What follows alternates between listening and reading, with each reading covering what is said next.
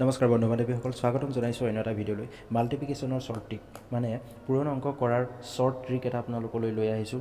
যিকোনো এক্সামতে আপোনালোকে পূৰণ অংক দেখিবলৈ আপোনালোকে পায়, কিন্তু সেই অংকবিলাক আপোনালোকে খুব কম সময়ৰ ভিতৰতে মানে অতি সোনকালে মানে প্ৰায় 5 আৰু 10 ছেকেণ্ডৰ ভিতৰতে সেই মানে পূৰণ অংকবিলাক আপোনালোকে কেনেকৈ কৰি উলিয়াব পাৰে তাৰে ওপৰত আজি এই ভিডিঅ'টো বনাইছোঁ। আশা কৰিছোঁ আপোনালোকে এই ভিডিঅ'টো শেষলৈকে চাব আৰু বুজি পাব মানে আচল কনচেপ্ট কি, পূৰণ অংক কৰাৰ শ্বৰ্ট ট্ৰিকটো কি, সেইটো আপোনালোকে মই ভাবিছোঁ যে আপোনালোকে বুজি পাব আৰু আশা কৰিছোঁ আপোনালোকে এই শ্বৰ্ট ট্ৰিকটো জানি বহুত সুখী হ'ব।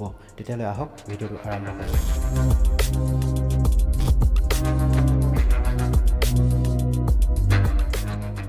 প্ৰথমতে আমি ৰেণ্ডমলি দুটা নাম্বাৰ লৈ লৈছোঁ। ধৰি লওক আমি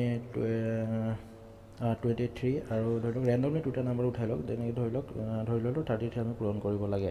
আমি প্ৰথমতে মানে ট্ৰেডিশ্যনেলি আমাৰ যোনটো মেথড আছিলে, আমি সৰুৰে পৰা আমি কেনেকৈ কৰিছিলোঁ, ইয়াত 23 পাতিলোঁ, এইফালে 33, এইফালে 3 3 গুণ 9 হ'ল, 3 2 গুণ 6 হ'ল, 3 3 গুণ 9 হ'ল, 3 2 গুণ 6 হ'ল।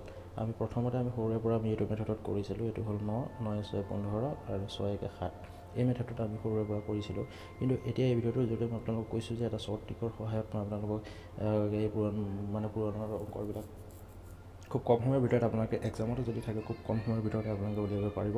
মানে পূৰণতো দৰকাৰ হয়, প্ৰতিটো পৰীক্ষাতে পূৰণ অংকৰ দৰকাৰ হয়, আপোনালোকে জানে। গতিকে আপোনালোকে এই সংখ্যা দুটা মানে খুব কম সময়ৰ ভিতৰতে 5-10 ছেকেণ্ডৰ ভিতৰতে আপোনালোকে এনেকৈ উলিয়াই আনিব। প্ৰথমতে আপুনি চাব এই 3 আৰু 3 এই দুটা ডাইৰেক্ট পূৰণ কৰি দিব, ইয়াত 9 পাব।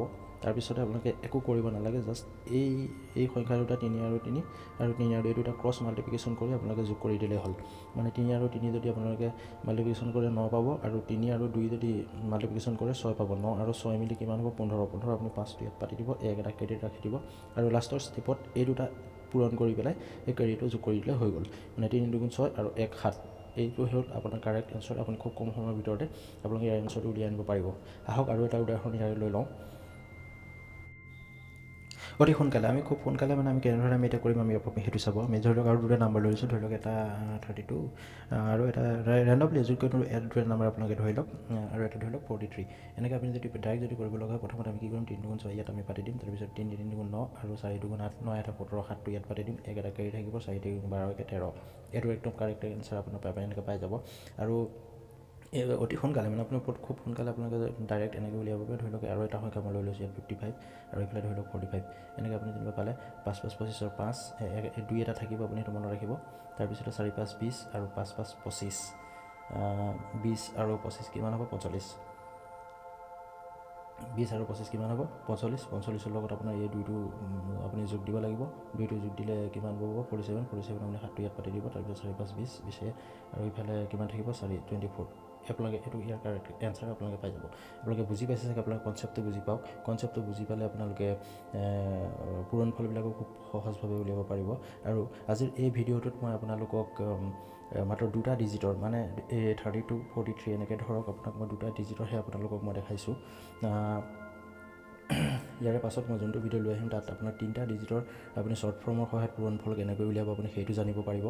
আৰু 3টা ডিজিট মানে ধৰি লওক 332 বা 543 এনেকৈ 3টা ডিজিটৰ সংখ্যাৰ যোনবিলাক নাম্বাৰ থাকিব সেইবিলাকক আপোনালোকে খুব শ্বৰ্ট ট্ৰিকৰ সহায়ত আপোনালোকে কেনেকৈ মানে পূৰণফলটো উলিয়াই আনিব পাৰিব, মই তাৰ ওপৰতো এটা ভিডিঅ' লৈ আহিম।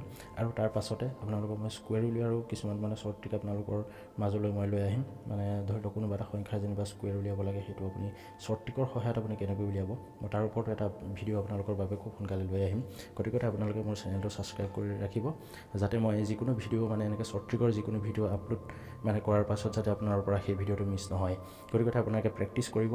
ঘৰত মই আপোনালোকক মেথড দুটা দেখাই দিছোঁ, আপোনালোকে যিমান পাৰে সিমান প্ৰেক্টিছ কৰিব। প্ৰেক্টিছ কৰিলে আপোনালোকৰ হাতবিলাক চাফা হ'ব। আৰু আজিলৈ ইমানখিনিয়ে। যদি ভিডিঅ'টো ভাল পাইছে এটা লাইক কৰি দিব। তেতিয়াহ'লে লগ পাম ইয়াৰ পাছৰ ভিডিঅ'ত। ধন্যবাদ।